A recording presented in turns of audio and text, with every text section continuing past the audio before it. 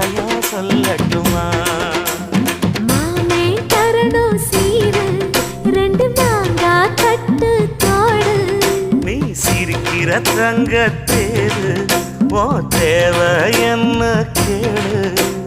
வெடல புள்ள நானும் ஒரு விவரம் கேட்க வேணும். தன்னானே தாமரப்பு புள்ள தள்ளாடும் தண்ணி இல்ல.